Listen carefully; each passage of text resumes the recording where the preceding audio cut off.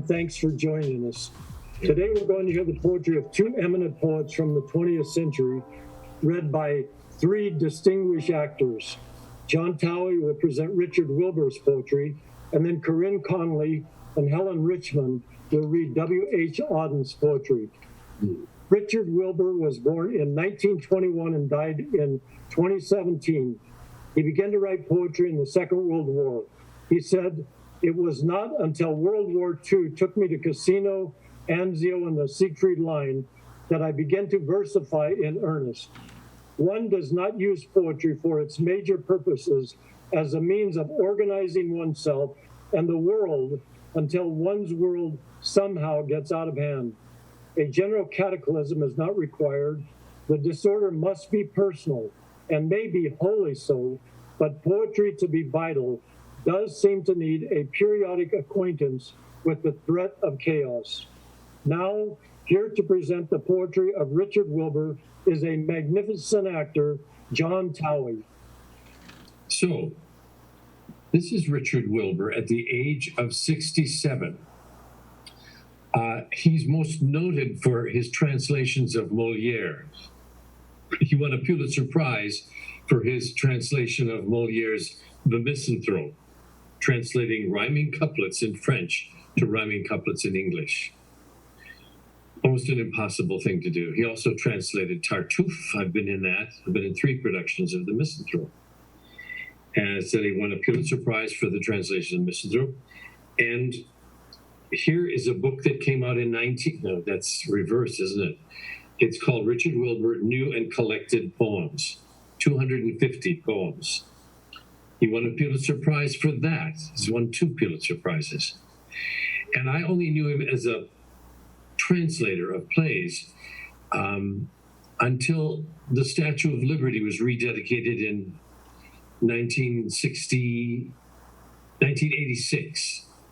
There was scaffolding up on it for 2 years before, and then in 86, the scaffolding came down. There was a Life magazine with a picture of the refurbished statue on the front. I bought it, opened the front page, and there was 16 lines of a piece that Richard Wilbur had been commissioned to write for the rededication of the statue. And these are the 16 lines. It started me on my pursuit of, that's why I bought the book, that's why we had a 20-year relationship, only in a pen pal relationship, Richard Wilbur and I. Mourn for the dead who died for this country, whose minds went dark at the edge of a field, in the muck of a trench, on the beachhead sand, a blast amid ships, a burst in the air.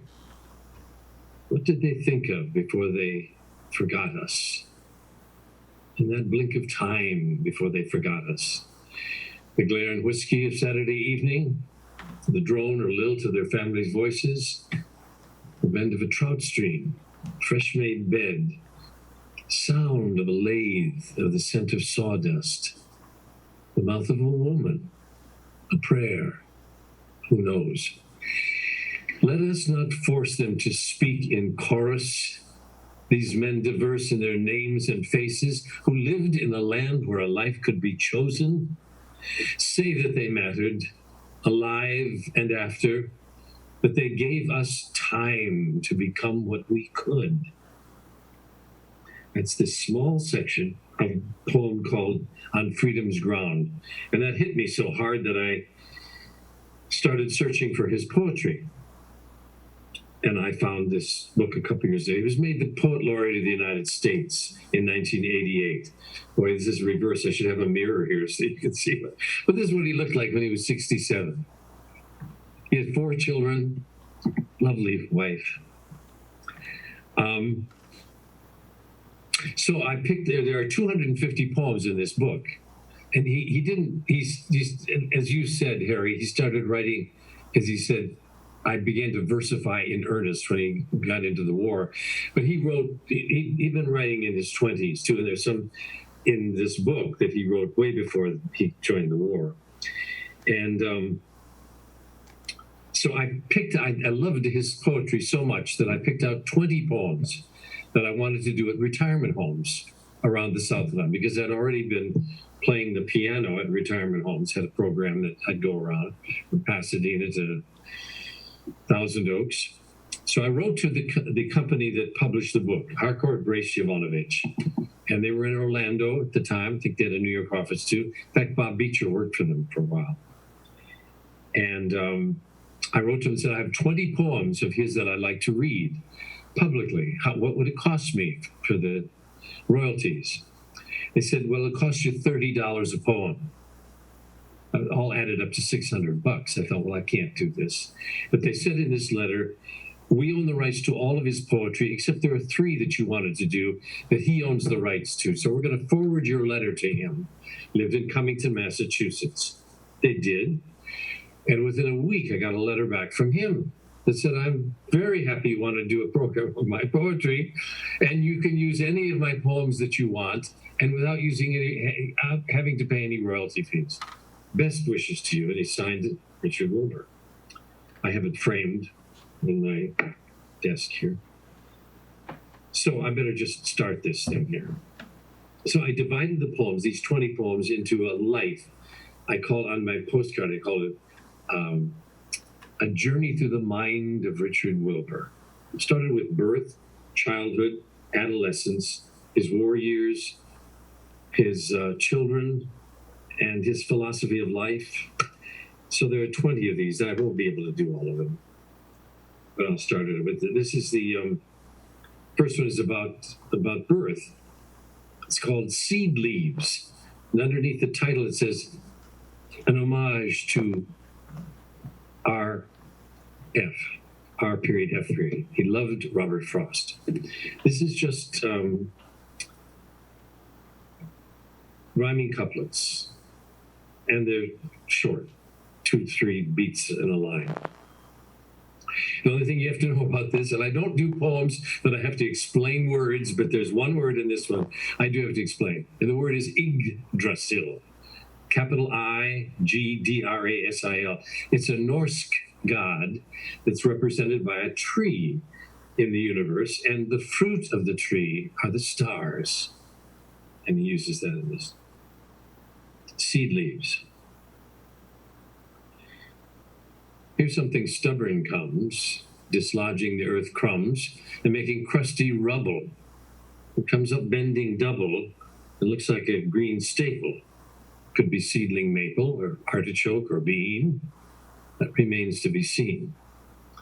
Forced to make a choice of ends, the stalk in time unbends, shakes off the seed case, heaves aloft and spreads 2 leaves, which still display no sure and special signature.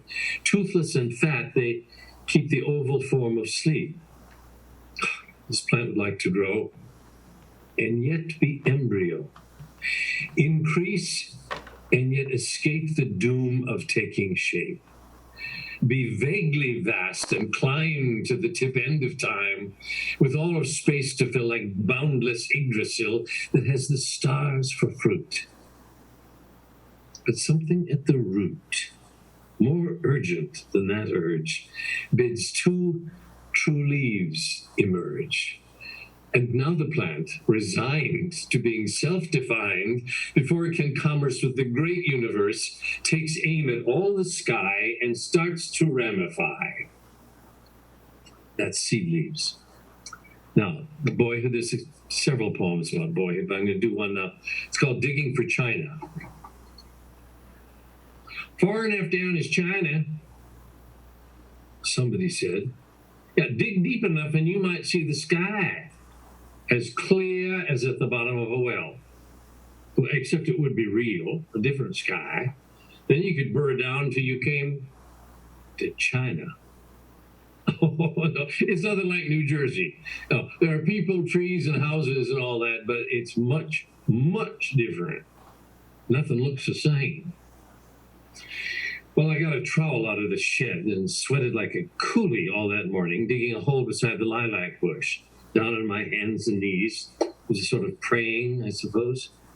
I watched my hands dig deep and dark, and I tried to dream a place where nothing was the same. The sky never did break through to blue.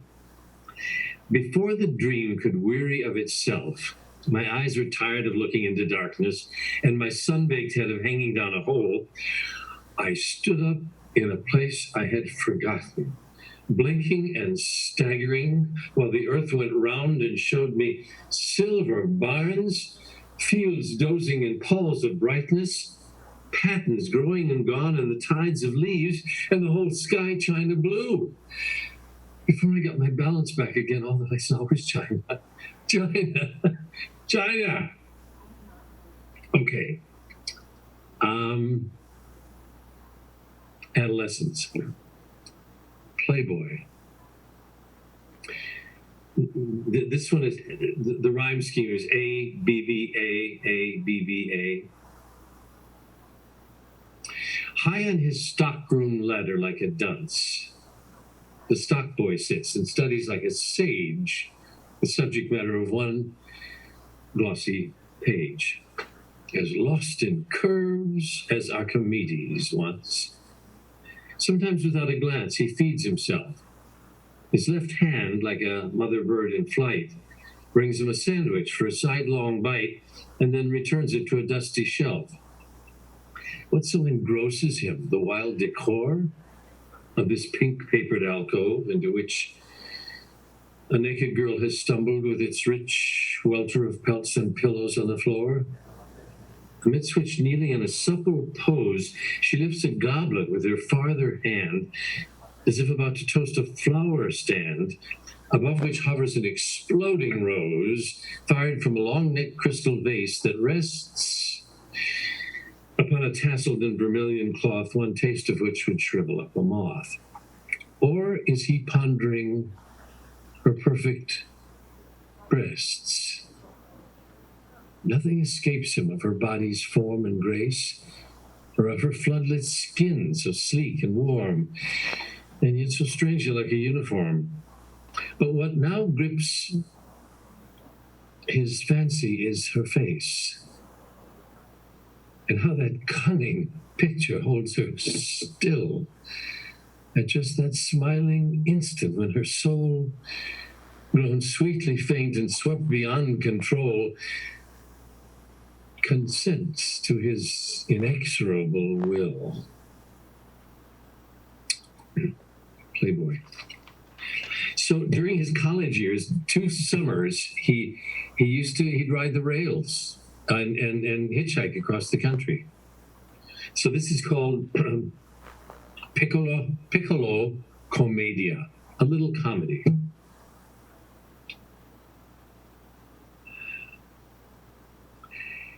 He's no one I really know. This sun-charred, gaunt young man by the highway's edge in Kansas, 30-odd years ago. On a tourist cabin veranda, 2 middle-aged women sat. One in a white dress, fat, with a rattling glass in her hand, called, "Son, don't you feel the heat? Get up here into the shade." Like a good boy, I obeyed, and was given a crate for a seat and an orange crush and gin.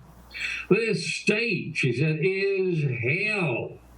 Her thin friend cackled, "Well, dear, you gotta fight sin with sin." "No harm in a drink, my stars," said the fat one, jerking her head. "I'll take no lip from Ed, him and his damn cigars." Laughter. A combine whined on past. The dry grass bent in the backwash. Liquor went like an ice pick into my mind. Beneath her skirt I spied 2 sea cows on a floe. "Go talk to Mary Jo, son. She's reading a book inside." As I gangled in at the door, a pink girl curled in a chair, looked up with an ingenue stare.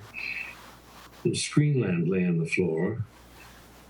Amazed by her starlet's pout and by the way her eyebrows arched, I felt both drowned and parched. Desire leapt up like a trout.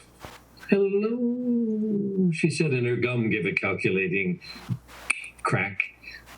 At once, from the lightless back of the room came the grumble of someone heaving from bed. A Zippo's click and flare, then more and more apparent, the shuffling form of Ed, who neither looked nor spoke, but moved in profile by, blinking one gelid eye in his elected smoke.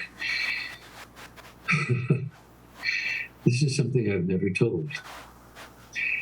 And some of it I forget, but the heat, I can feel it yet. And that conniving cold. Piccolo commedia. So in the war, he was a cryptographer. And in 42, he also married the love of his life, Charlotte Ward. So as Harry said, he started to versify in earnest when he got to the war. This is one of his war poems. It's called First Snow in Alsace. The snow came down last night like moths burned on the moon. It fell till dawn and covered the town with simple cloths. Absolute snow lies rumpled on what shell bursts scattered and deranged. Entangled railings, creviced lawn. As if it did not know they'd changed, snow smoothly clasps the roofs of homes. Fear gutted, trustless and estranged. The ration stacks are milky domes. Beyond the ammunition pile, the snow has climbed in sparkling combs. You think beyond the town, a mile or two, this snowfall fills the eyes of soldiers dead a little while.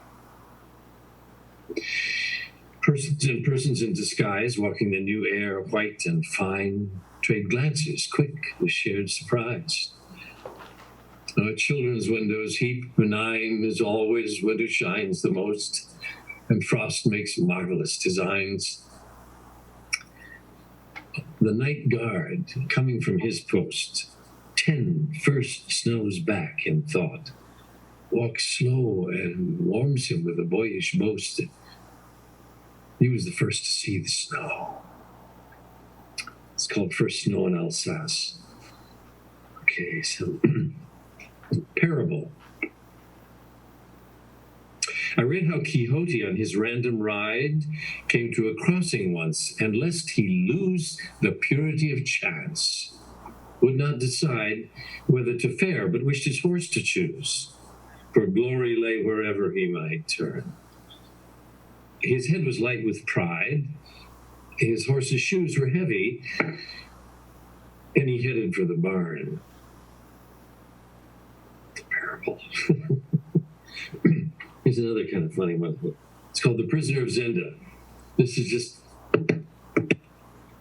rhyming couplets, 2 beats.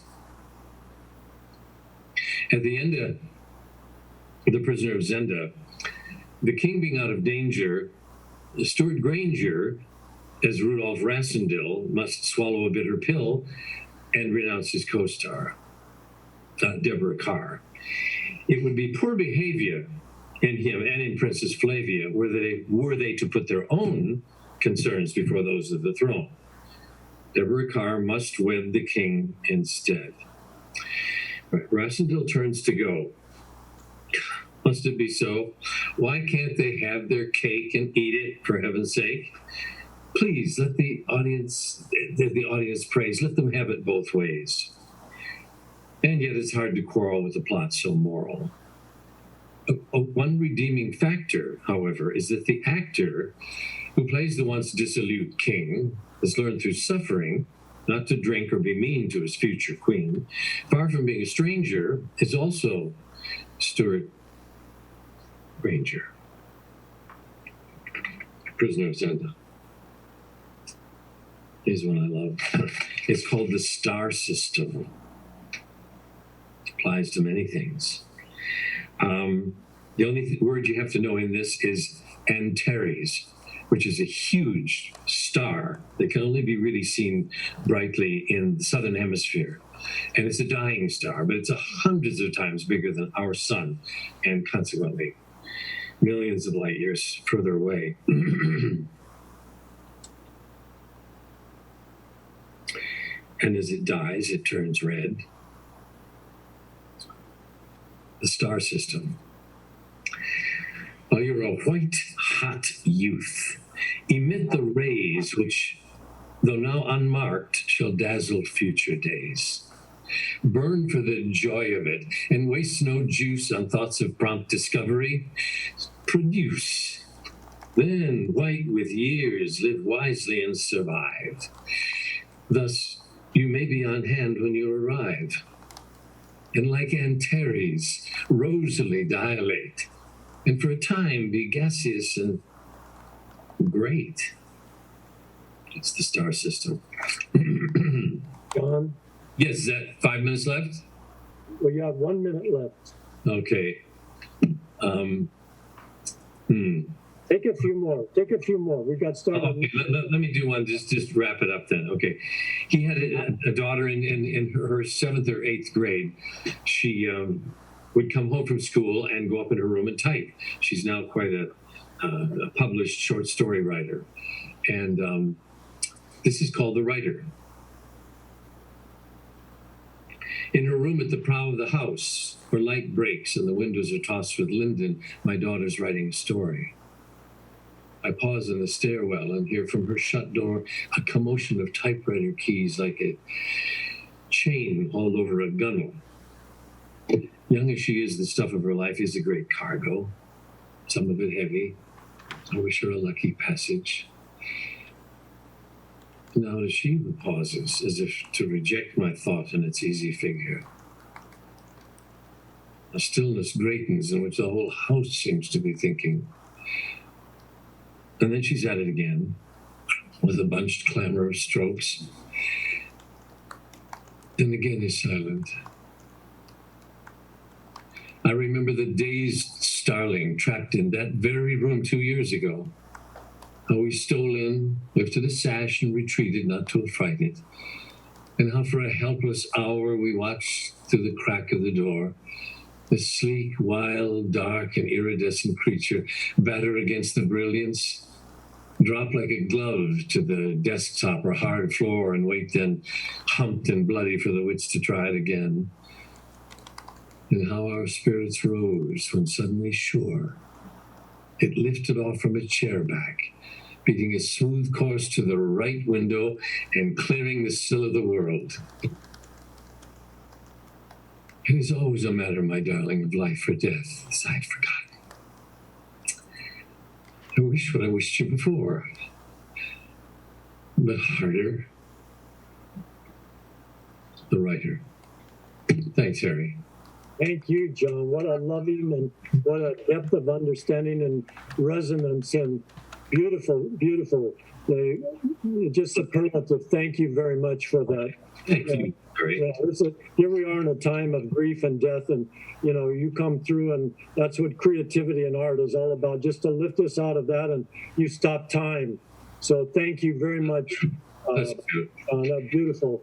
Before I introduce Auden, did I hear Bob Beecher say something? Yes. Yeah, hi, Harry. Thank you. I was not on video and muted during John's first half hour, and just wanted to tell him how brilliant, and I concur with everything Harry said about. Thank you, Bob. Yeah, really. I have another half hour of memorized. If you want it, down the line, let me know. I'm sure Harry will invite you back at some point. All right. Listen to you forever, John. Thank you very much. For sure. Now we're going to move into W.H. Auden. I will say a couple things about Auden, and then we'll start with Helen, and then Corinne will come in. W.H. Auden was born in 1907 in England and died in Austria in 1973. A traditionalist in many ways, he wrote about love, moral, social, and political matters. He wrote memorable elegies. The four top poets in England between the wars were Lewis MacNeice, Stephen Spender, Cecil Day Lewis, and Auden. Auden was the major poet of the bunch. In 1938, he and Christopher Isherwood immigrated to the U.S. Auden coined the phrase, the age of anxiety, referring to the 1930s. He wrote, quote, poetry makes nothing happen. He also wrote, we must love one another or die. Auden was influenced by William Wordsworth and Thomas Hardy. Here are two wonderful actors, Helen Richman and Corinne Conley, to read the poetry of W.H. Auden. Lullaby. Lay your sleeping head, my love, human on my faithless arm. Time and fevers burn away individual beauty from thoughtful children, and the grave proves the child ephemeral. But in my arms till break of day, let the living creature lie, mortal, guilty, but to me, the entirely beautiful. Soul and body have no bounds. To lovers as they lie upon her tolerant, enchanted slope, in their ordinary swoon, grave the vision Venus sends of supernatural sympathy, universal love and hope, while an abstract insight wakes among the glaciers and the rocks, the hermit's carnal ecstasy. Certainty, identity, fidelity, on the stroke of midnight pass, and fashionable madmen raise their pedantic boring cry, every farthing of the cost. All the dreadful cards foretell shall be paid, but from this night, not a whisper, not a thought, not a kiss or look be lost. Beauty, midnight, vision dies. Let the winds of dawn that blow softly round your dreaming head such a day of welcome show, eye and knocking heart may bless. Find the mortal world enough. Noons of dryness see you fed by the involuntary powers. Nights of insult let you pass, watched by every human love. In memory of W.B. Yeats, he disappeared in the dead of winter. The brooks were frozen, the airports almost deserted, and snow disfigured the public statues. The mercury sank in the mouth of the dying day. What instruments we have agree the day of his death was a dark, cold day. Far from his illness, the wolves ran on through the evergreen forests. The peasant river was untempted by the fashionable quays, by mourning tongues. The death of the poet was kept from his poems. But for him, it was his last afternoon as himself, an afternoon of nurses and rumors. The provinces of his body revolted. The squares of his mind were empty. Silence invaded the suburbs. The current of his feeling failed. He became his admirers. Now he is scattered among 100 cities and wholly given over to unfamiliar affections, to find his happiness in another kind of wood and be punished under a foreign code of conscience. The words of a dead man are modified in the guts of the living. But in the importance and noise of tomorrow, when the brokers are roaring like beasts on the floor of the bourse, and the poor have the sufferings to which they are fairly accustomed, and each in the cell of himself is almost convinced of his freedom, a few thousand will think of this day as one thinks of a day when one did something slightly unusual. What instruments we have agree.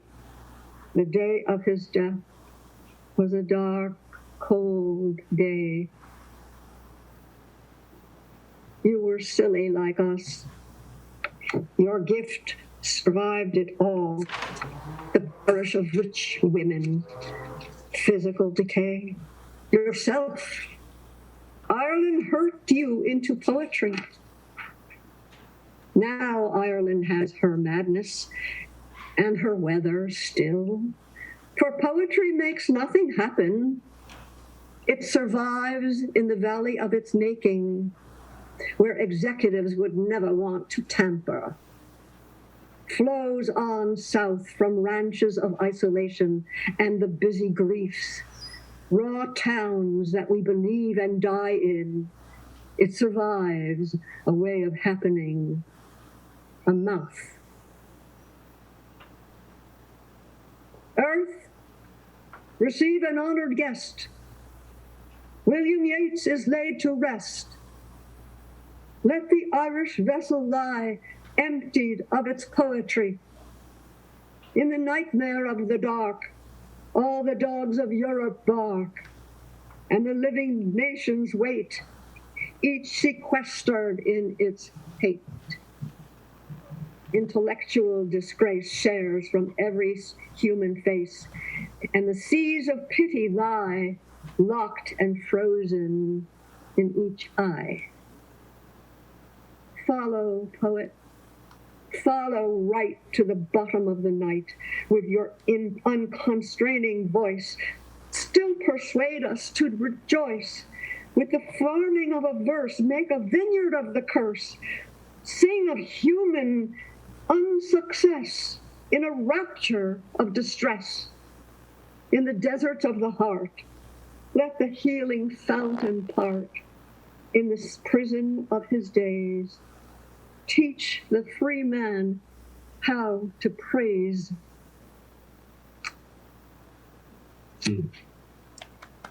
And Musée des Beaux-Arts, about suffering, they were never wrong, the old masters. How well they understood its human position, how it takes place while someone else is eating or opening a window or just walking dully along. How when the aged are reverently, passionately waiting for the miraculous birth, there always must be children who did not especially want it to happen, skating on a pond at the edge of the wood.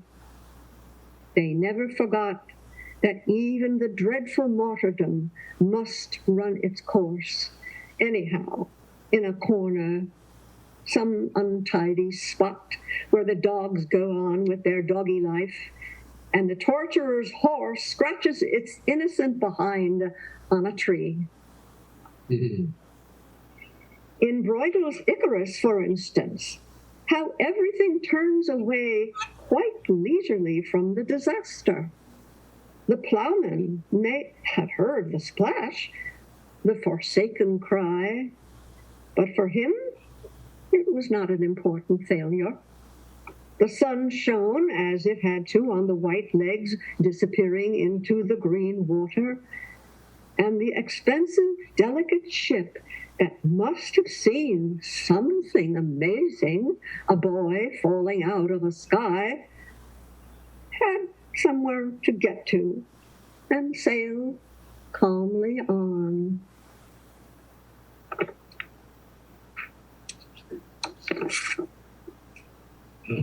There will be no peace. Though mild, clear weather, smile again on the Shire of your esteem, and its colors come back. The storm has changed. You will not forget, ever, the darkness blotting out hope, the gale prophesying your downfall, You must live with your knowledge. Way back, beyond, outside of you are others in moonless absences you never heard of, who have certainly heard of you. Beings of unknown number and gender, and they do not like you. What have you done to them? Nothing? Nothing is not an answer. You will come to believe, how can you help it, that you did do something. You will find yourself wishing you could make them laugh. You will long for their friendship. There will be no peace. Fight back then, with such courage as you have, and every unchivalrous dodge you know of, clear in your conscience of this. Their cause, if they had one, is nothing to them now. They hate for hate's sake.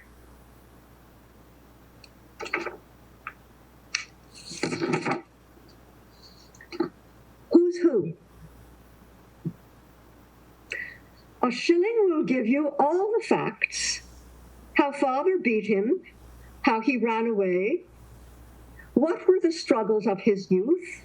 What acts made him the greatest figure of the day? Of how he fought, fished, hunted, worked all night, though giddy, climbed new mountains, named a sea. Some of the last researchers even write, love made him weep his pints like you and me. With all his honors on, he sighed for one who, say astonished critics, lived at home, did little jobs about the house with skill and nothing else, could whistle or potter around the garden, answered some of his long, marvelous letters, but kept none.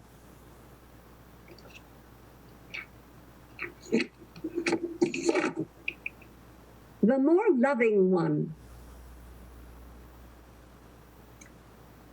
Looking up at the stars, I know quite well that for all they care, I can go to hell.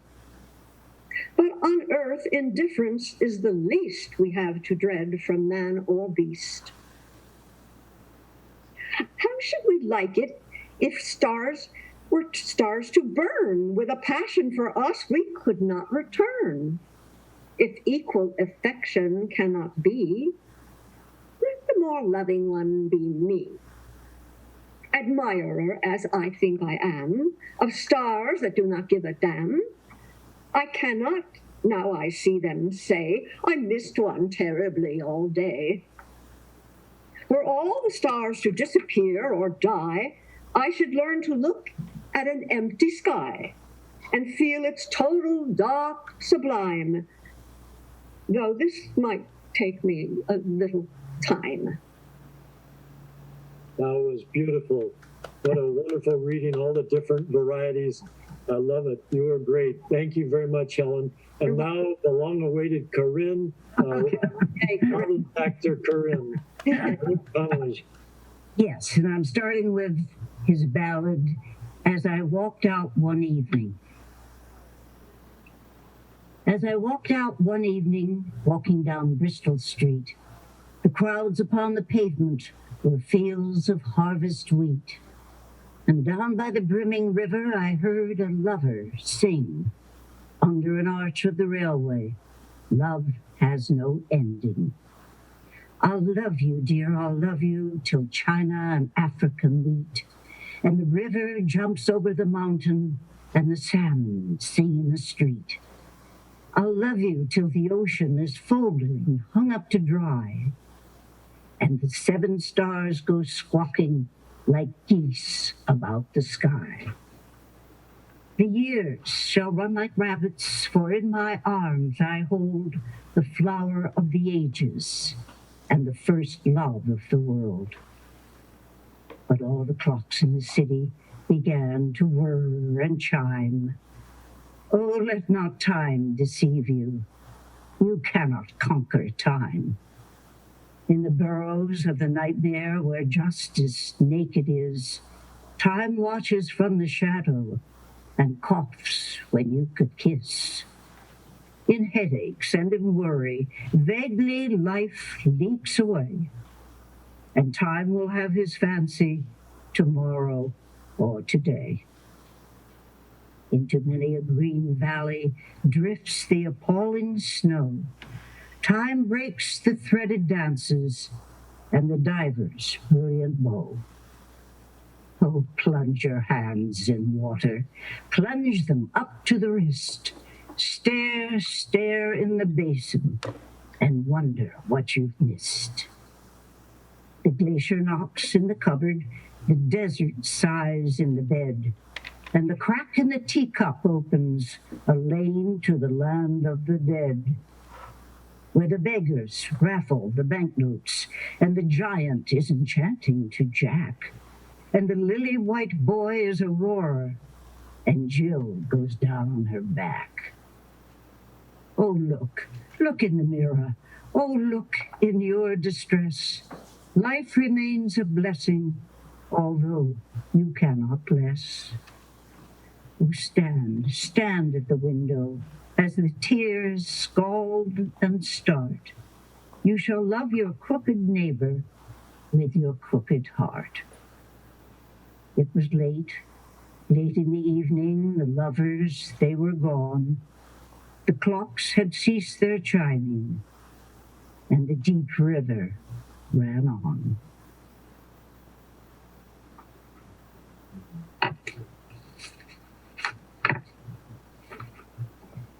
September 1st, 1939. I sit in one of the dives on 52nd Street, uncertain and afraid, as the clever hopes expire of a low, dishonest decade. Waves of anger and fear circulate over the bright and darkened lands of the earth, obsessing our private lives.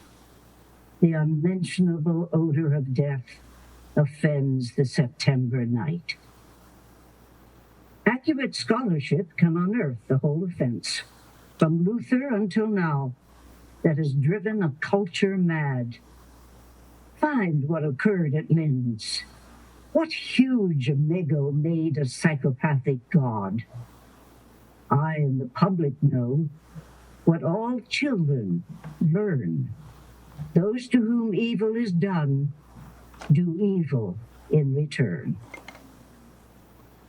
Exiled Thucydides knew all that a speech can say about democracy and what dictators do, the elderly rubbish they talk to an apathetic grave, analyzed all in his book, the enlightenment driven away, the habit-forming pain, mismanagement and grief.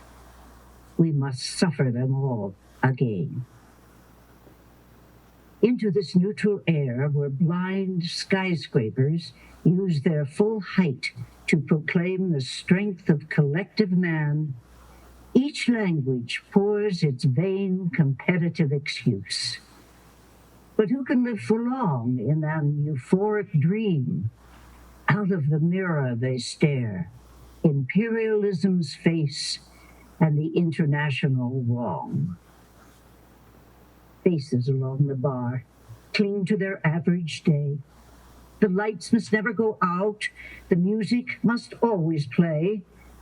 All the conventions conspire to make this fort assume the furniture of home. Lest we should see where we are, lost in a haunted wood, children afraid of the night, who have never been happy or good. The windiest militant trash important persons shout is not so crude as our wish.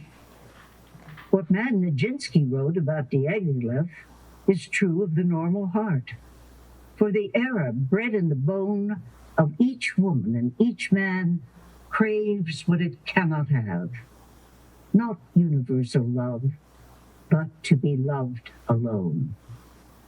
from the conservative dark into the ethical life the dense commuters come, repeating their morning vow, I will be true to the wife, I'll concentrate more on my work, and helpless governors wake to resume their compulsory game. Who can release them now? Who can reach the dead? Who can speak for the dumb? All I have is a voice to undo the folded lie, the romantic lie in the brain of the sensual man in the street, and the lie of authority whose buildings cloak the sky. There is no such thing as the state, and no one exists alone. Hunger allows no choice to the citizen or the police. We must love one another or die. Defenseless under the night, our world in stupor lies. Yet, dotted everywhere, ironic points of light flash out wherever the just exchange their messages. May I, composed like them of eros and of dust, beleaguered by the same negation and despair, show an affirming flame. I think we just have time for one more. Probably, if I could tell you, will probably fit in that last minute. If I could tell you. Oh, yes, we won't get to the train. Okay, I love that late mail. Right. Okay, if I could tell you. Time will say nothing, but I told you so. Time only knows the price we have to pay. If I could tell you, I would let you know. If we should weep when clowns put on their show, if we should stumble when musicians play, time will say nothing, but I told you so. There are no fortunes to be told, although because I love you more than I can say, if I could tell you, I would let you know. The winds must come from somewhere when they blow. There must be reason why the leaves decay. Time will say nothing, but I told you so. Perhaps the roses really want to grow. The vision seriously intends to stay. If I could tell you, I would let you know. Suppose the lions all get up and go. All the brooks and soldiers run away. Will time say nothing but, I told you so? If I could tell you, I would let you know. That was beautiful. A nice closing with that wonderful villanella. Thank you, Corinne. Thank you, Helen. Thank you, John, for those wonderful reading. And this, I could listen to all three of you go on forever. And that's our show today. And back to the wonderful Jennifer Clymer. Thank you, Jennifer. Thank you guys so much. I would love to convene you guys once again and get some of the poetry that we missed. But it's Harry's show, I'm just saying. Just my opinion.